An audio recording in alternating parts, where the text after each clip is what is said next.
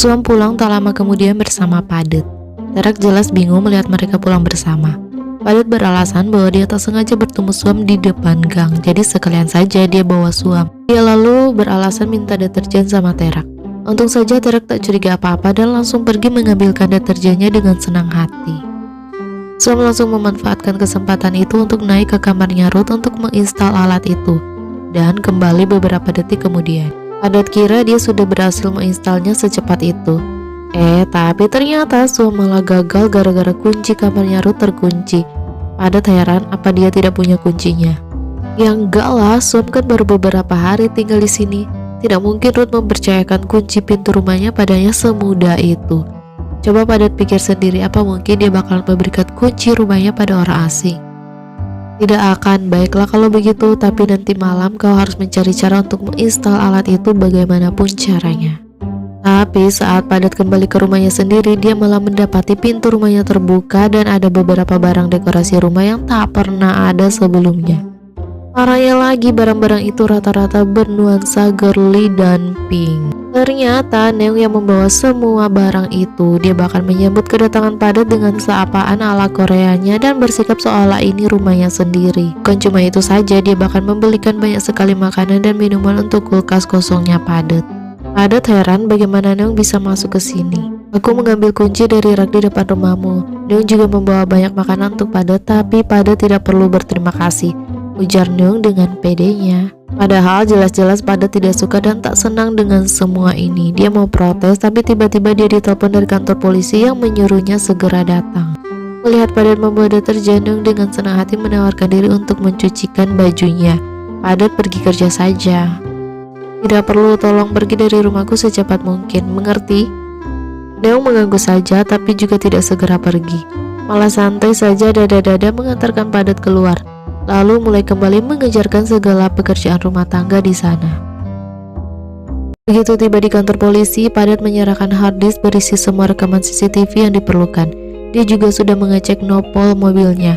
Nopolnya palsu. Tim mereka pun dipanggil ke ruang rapat, di mana mereka melihat wajah seorang pria mencurigakan yang tampak memarkir mobilnya di sebuah minimarket. Padet yakin dia orangnya Siaha karena pria itu sering jadi supirnya. Kalau tidak salah namanya Tung. Padet usul untuk meminta surat penangkapan untuk menangkap si Tum itu. Ruth setuju jika mereka menangkap Tum, mereka bisa tahu apakah dia benar orangnya Siaha. Dia juga menyuruh Letnan Kom untuk memanggil Siaha untuk dimintai keterangan. Saat Padet pulang tak lama kemudian, dia malah mendapati rumahnya yang biasanya kaku dan dingin sekarang berubah lebih berwarna dan homey. Neung sudah menghias rumahnya jadi begitu cantik.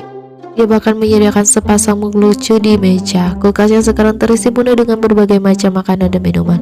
Tapi jelas Neung berniat untuk terus datang karena kemudian Padet menemukan pesan, sampai jumpa besok. Malam itu juga Suam memulai misinya. Dia mendatangi kamarnya Ruth dengan membawa papan tulis mini. Tapi terlebih dahulu dia meminta gaji bulanannya dibayar sekarang. Kan katanya Ruth mau ngasih dia gaji bulanan. Ruth setuju dan langsung memberinya 2.500 baht. Hah? Kok cuma segini?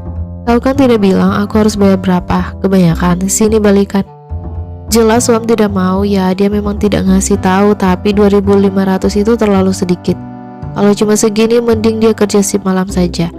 Tapi Ruth dengan seenaknya mengancam akan membatalkan perjanjian mereka jika Suam kerja shift malam lagi. Dan Suam harus bersiap mencari uang untuk membayar kompensasinya. Berusaha bersabar, Suam langsung ganti topik membahas beberapa daftar harga yang dia tulis di papan tulis mininya. Ini namanya papan poin, karena Ruth cuma memberinya 2.500 tapi suka menganiayanya, maka Suam harus punya penghasilan tambahan. Setiap kali Ruth menganiayanya, maka dia akan menandainya di tiap-tiap kolom harga tergantung bagian mana dari dirinya yang Ruth sentuh. Seperti yang pernah dia sebutkan sebelumnya, pegang tangan wajib bayar 500, peluk 5.000, kecup-kecup bayar 12.000 dan seterusnya. Semuanya harus dibayar pada akhir bulan. Ruth menolak dan langsung menarik paksa Suam keluar, dia harus kerja. Suam sontak berusaha melawan dan jadilah mereka otot-ototan hingga membuat jarinya Suam tergores papan. Entah lukanya separah apa, tapi Suam langsung teriak-teriak heboh banget dan ngotot meminta Ruth untuk turun sekarang juga untuk mengambilkan hansaplasnya untuknya. Padahal begitu Ruth keluar, Suam sontak mencari-cari tempat terbaik untuk meletakkan alat sadapnya. Tapi dia bingung di mana harus meletakkan alat itu. Ruth tidak melihat ada hansaplas satupun di kotak P3K. Terak sampai harus memberikan hansaplas miliknya pada Ruth. Tapi dia heran juga, dia yakin waktu terakhir kali dia membuka kotak P3 itu, kotak itu isinya masih penuh. Sementara itu, saking bingungnya mencari tempat yang bagus, Suam malah jadi tak sengaja menjatuhkan buku-buku di meja. Tiba-tiba terdengar suara langkah kaki mendekat. Waduh, Ruth mau masuk. Tapi saat dia membuka pintu, kamar itu sudah kembali seperti sedia kala, seolah tak pernah terjadi apa-apa, dan Suam langsung berakting teriak-teriak kesakitan dengan heboh. Ruth cemas, lukanya parah banget ya. Aku bisa melihat tulangnya, kalau begitu ayo dijahit. Suam mendadak berubah sikap, tidak perlu dijahit, tulangnya tidak kelihatan kok. Ruth lalu minta tangannya buat mengecek lukanya, tapi sedetik kemudian dia mendadak berubah pikiran, apa ini juga dipungut biaya? Aduh Kun, pegang tangan kan cuma 500, jangan pelit lah, pertimbangkanlah gaji bulananku. Ruth akhirnya mengalah dan mengecek lukanya yang cuma tergores sedikit. Astaga, luka begini saja Suam hebohnya bukan main, kayak tangannya mau putus saja. Tapi akhirnya dia mulai mengobati luka Suam dengan lembut dan Suam tampak mulai terpesona padanya. Mengalihkan perhatiannya ke dokumen-dokumennya Ruth, Suam langsung mengenali pria bawahannya Siaha itu. Suam yakin banget dia orangnya Siaha, soalnya dia orang yang memanfaatkan keponakannya untuk mengemis, sekaligus orang yang mau menabrak Ruth. Memangnya masalah apa yang dibuat oleh orang ini? Tapi Ruth menolak mengatakan apapun dan mengusir Suam secara halus dengan menyuruhnya balik ke kamarnya dan tidur sekarang. Tapi sebentar, Suam mendadak menyodorkan bibirnya dan menawari Ruth good night kiss. Cuma perlu bayar 5.000 kok. Entah dikasih diskon. Ruth sontak gergatan mendorongnya keluar lalu mengunci kamarnya. Padahal sebenarnya dia sedang juga digodain Suam. Keesokan harinya, saat Ruth pergi kerja, Suam memasang sertifikat pernikahan mereka di seluruh rumah. Tiba-tiba ada tamu yang datang, tapi yang tak disangkanya tamu itu adalah Direk. Suam jelas panik harus menghadapinya seorang diri dan langsung menelpon Ruth, menyuruhnya untuk segera pulang sekarang juga. Dia bingung harus ngomong apa sama Direk. Direk memang menyapanya dengan ramah, tapi Suam gugup banget dan langsung lega bukan main saat Terak akhirnya pulang dari supermarket, lalu Ruth menyusul tak lama kemudian. Ruth meminta maaf pada Direk karena dia tidak membawa Suam menemui Direk sampai Direk sendiri yang datang kemari. Belakangan ini dia sangat sibuk. Suam datang saat itu membawakan cemilan dan berniat mau langsung pergi. Tapi begitu Direk tanya apakah Ruth sibuk menangani kasus wanita tenggelam itu, Suam mendadak cari-cari alasan biar bisa tinggal lebih lama. Direk juga merasa kasus ini aneh, kelihatannya seperti kasus tenggelam biasa tapi cukup rumit juga. Ruth yakin ini bukan kasus bunuh diri, ini baru mau bilang tentang rekaman CCTV-nya. Tapi tepat saat itu juga dia melihat Suam sedang mendengarkan mereka dan seketika itu pula Ruth mendadak berhenti bicara. Ada apa Suam? Tanya Ruth. Tidak ada, aku cuma mau bilang bahwa aku sendiri yang menyiapkan kudapan ini. Silakan dicoba, saya berusaha yang terbaik untuk membuatnya. Sama seperti kemarin, Ruth tidak mau membicarakan kasus ini di hadapan Suam dan langsung mengajak Direk ke ruang kerjanya. Dan saat itulah Suam baru menyadari kesalahannya. Dia tidak memasang alat sadap di ruang kerjanya Ruth. Kacau. Semua orang jelas frustasi saat Suam mengaku tidak menginstal alat itu di ruang kerjanya Ruth. Padat bahkan jadi meragukan kegunaan Suam sebagai mata-mata mereka. Suam membela diri dan meyakinkan Padat untuk percaya padanya. Dia kan cuma menginstal alat itu di kamar yang salah. Lagi pula di antara mereka semua, siapa yang pernah masuk ke lantai 2 rumahnya Ruth selain dirinya? Baiklah, tapi Tuhan menyuruhnya untuk mencari cara memindahkan alat itu ke ruang kerjanya Ruth sesegera mungkin. Tepat saat itu juga mereka menerima laporan tentang penangkapan tersangka. Tapi dalam upaya penangkapan itu, mobil tersangka menabrak pohon di pinggir jalan. Satu orang tewas di tempat, satunya lagi terluka dan satunya kabur. Tuhan menduga Padat akan segera mendapat telepon tentang itu. Dan benar saja sedetik kemudian Padat mendapat telepon itu dan diminta untuk segera kembali ke kantor polisi sekarang juga. Mereka berhasil menangkap Tum. Dia tampak sangat gugup sebelum para polisi datang menginterogasinya. Sebelumnya dia sudah mendapat instruksi dari Cuca yang menyuruhnya untuk menyerahkan diri dan mengatur apa-apa saja yang perlu dia katakan pada polisi. Saat Ruth memulai interogasinya, Tum mengklaim bahwa Bel adalah istrinya dan beralasan bahwa dia membunuh Bel hanya karena dia tidak terima Bel jadi pelacur. Katakan padaku insiden apa yang terjadi hari itu, tanya Ruth. Ruth tanya dengan baik-baik, malah Letnan Kom yang emosi mendesak Tum untuk segera menjawab. Tum sampai harus menegur Letnan Kom untuk jaga sikap. Menunjukkan bukti-bukti dari rekaman CCTV, Ruth memberitahu Tum bahwa semua ini jelas menunjukkan dialah pelakunya. Dia tidak akan bisa bebas biarpun dia berusaha berjuang di pengadilan. Ruth yakin betul segala hal yang Tum katakan sekarang sudah diatur oleh orang lain. Orang yang mungkin Tum pikir adalah orang baik yang akan membantunya. Orang yang pasti akan memberikan pernyataan serupa dengan apa yang Tum katakan di pengadilan nantinya. Terserah saja jika Tum mempercayai orang itu, tapi apa Tum sungguh-sungguh yakin orang itu tidak akan mengabaikannya? Kenapa juga orang itu ingin membantu Tum? Jauh lebih mudah bagi orang itu untuk menjadikan Tum sebagai kambing hitam. Jika aku jadi kau, aku akan mengaku saja. Dengan begitu hukuman yang lebih berat akan jadi lebih ringan. Kau masih punya waktu, pikirkan baik-baik. Tapi Tum masih saja ngotot mengklaim bahwa itu adalah masalah antara dirinya dengan Bel saja. Sama sekali tidak ada hubungannya dengan Siaha. Dan dia tidak sadar kalau dia sudah keceplosan. Secara tak langsung mengungkap Siaha adalah dalangnya. Karena Ruth bahkan tidak menyebut nama Siaha sama sekali sedari tadi. Keluar dari ruang interogasi, Padat dan Ruth yakin orang-orang itu sudah mengatur segalanya dan berusaha menutupi kasus ini dengan membuatnya seolah-olah ini cuma kasus perselingkuhan suami istri. Letnan yakin kalau Tum bahkan belum menyadari dirinya dijadikan kambing hitam. Tuan datang saat itu mengabarkan kedatangan Siaha dan Cucai. Maka Ruth pun langsung memerintahkan Letnan Kom untuk membawa Tum ke ruang tahanan dulu.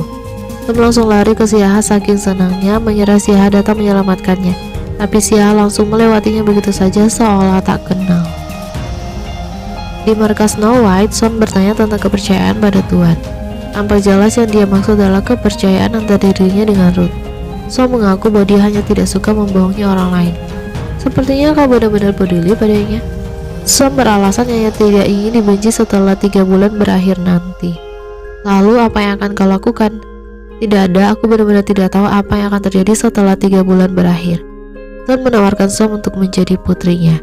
Duh paman, jangan hangat begini, nanti aku jadi terlalu antusias. Kau boleh antusias. Tidak mau, paman harus baik untuk ibuku. Sementara itu para polisi menginterogasi Siaha dan Cucai secara terpisah. Ruth menginterogasi Siaha, sementara Padat menginterogasi Cucai, dan kedua orang itu menghadapi kedua polisi dengan senyum angkuh dan percaya diri. Siaha berbahasa basi sok ramah mengklaim ingin sekali makan bersama Ruth, tapi malah bertemu di sini sebagai gantinya. Tanyakan saja apa saja yang ingin Ruth tanyakan, dia bersedia bekerja sama sepenuhnya. Bisa diduga mereka menjawab sesuai skenario yang mereka siapkan yang jelas-jelas mengkambing hitamkan Tum.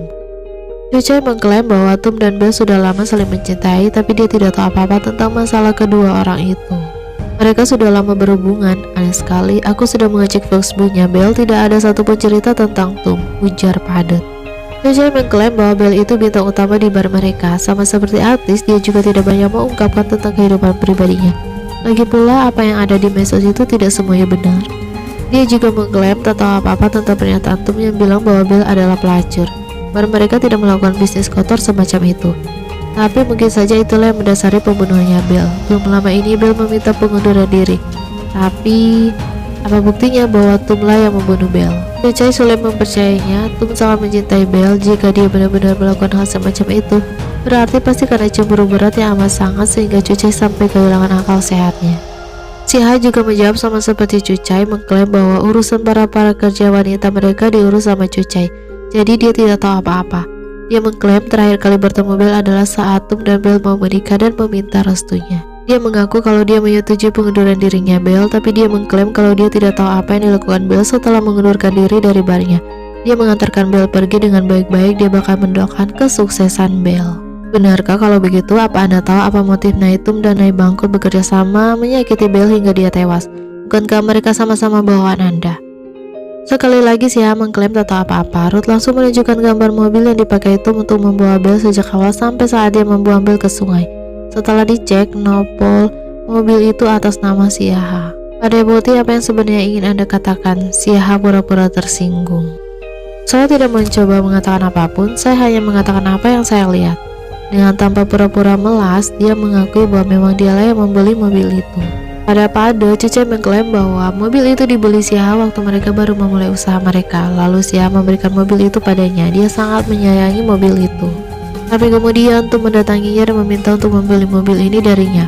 Awalnya dia tidak mau karena dia sangat menyayangi mobil ini, tapi Siaha sendiri yang kemudian menyuruhnya untuk menjual mobil ini ke Tum. Tum ingin berkembang, makanya Siaha menjual mobil ini ke Tum biar dijadikan sebagai modal. Siaha ingin mendukung Tum agar Tum tumbuh dengan baik.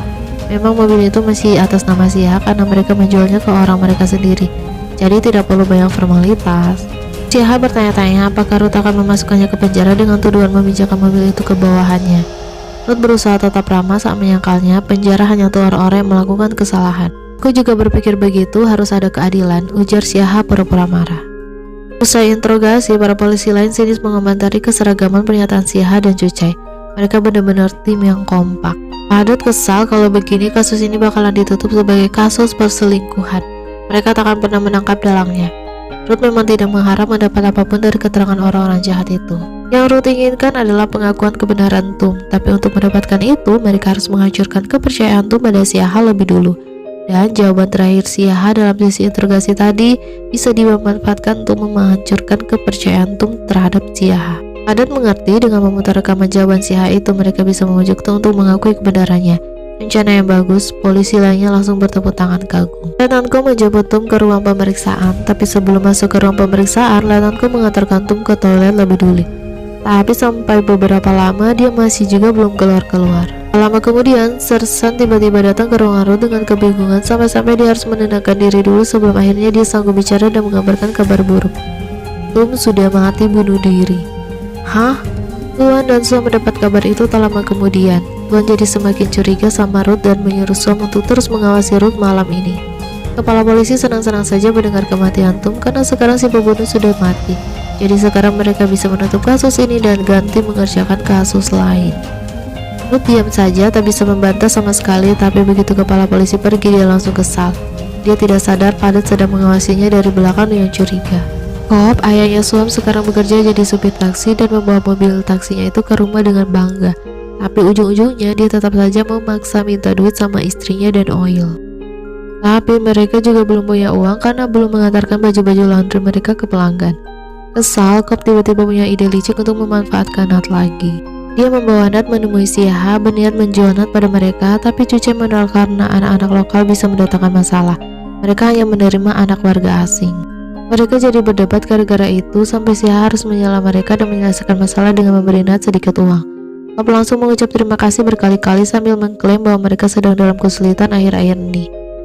Cuce tak percaya, kesulitan apa, rumahmu juga sudah ada orang yang membayarnya. Cepat pergi. Kop bingung siapa yang sudah membayar rumahnya. Malam harinya, Suam membawakan ramen untuk Ruth yang sedang bad mood dan tak berselera makan. Ruth berusaha menolak awalnya, tapi Suam mana bisa dicegah. Dia bahkan bicara dengan sangat manis hari ini, dan perhatiannya itu sukses membuat Ruth bisa sedikit tersenyum. Suam tanya apa yang membuatnya tidak bahagia. Tapi saat Ruth hendak ngomong, Suam mendadak berubah pikiran dan melarang Ruth ngomong. Dasar Suam, katanya tadi mau menyenangkannya. Ya, aku sudah melakukannya. Kenapa juga kau ingin mengatakan hal-hal yang membuatmu tidak bahagia? Bahkan sekalipun kau mengatakannya, kau akan tetap sama saja, tidak akan mendapat kebahagiaan siapapun. Saat kau sedang murung, apa yang kau lakukan? Aku akan pergi mencari ibu, karena jika ada ibu, ibu akan mencari banyak hal untuk memarahiku sampai aku lupa dengan semua masalah kun. Pengakuannya itu malah membuat Ruth jadi iri. Setidaknya Suam masih punya ibu yang bisa dicari. Prihatin, Suam berusaha mengiburnya dengan memberikan baksonya untuk Ruth. Bakso adalah makanan kesukaannya loh, tapi hari ini dia memberikannya khusus untuk Ruth. Ruth terharu dan berterima kasih. Di sisi lain, saat Padat pulang, Padat lagi-lagi mendapati rumahnya rapi dan bersih diurus oleh Neung. Bajunya juga sudah dicuci sama Neung. Bukan cuma itu saja, Neung bahkan memasakkan makan malam untuknya dan menempelkan pesan di seluruh rumah untuknya. Padat tak senang awalnya, tapi saat dia mencoba mencicipi masakan Neung, ternyata rasanya enak dan Padat langsung memakannya dengan lahap dan bahagia. Sementara itu, di rumah Ruth, usai makan ramen, Ruth tiba-tiba menarik Suam ke teras, lalu memeluknya mencari penghiburan di sana. Tak peduli biarpun Suam mengancam akan memungut biaya untuk itu. Prihatin, Suam akhirnya membiarkan Ruth tetap memeluknya dan bersambung. Kita lanjut di part selanjutnya ya. Bye-bye.